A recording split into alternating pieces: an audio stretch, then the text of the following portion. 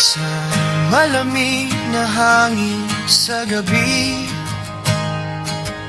ang ilaw ng parol na nagliliwanag, mga ngiti at tawanan na tila kulang.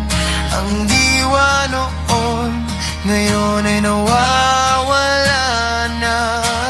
Isang anak isinilang sa pasapsaban, sa isang nayon bahay tinapay ang pangalan. Nagkatawang tao, iniwan ang kaluwalhatian, naghirap, nagsakripisyo dahil mahal niya tayo. Higit sa paglipas ng panahon, ang ating pag-alala ay unti-unting nawawala. Ang mga handaan, regalo at kasiyahan ang naging sentro ng ating Pasko. Ibalik natin ang diwa ng Kapaskuhan, ang pag-ibig ni Jesucristo na walang hanggan.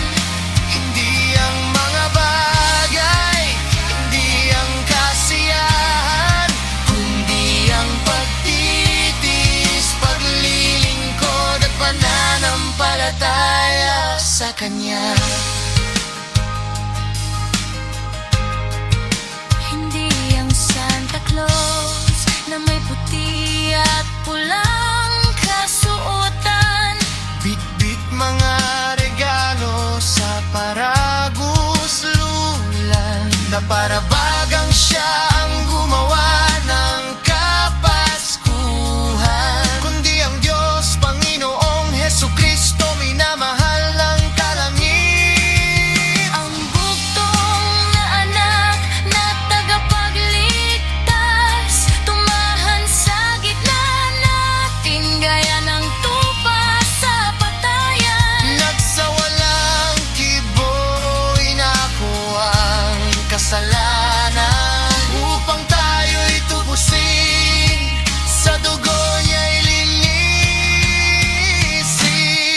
Ibalik natin ang diwa ng Kapaskuhan, ang pag-ibig ni Jesucristo na walang hanggan.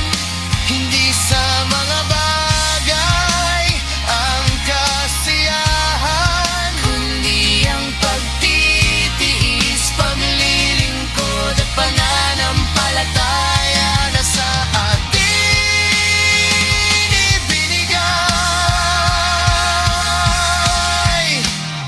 Ibalik natin ang diwa ng Kapaskuhan, ang bugtong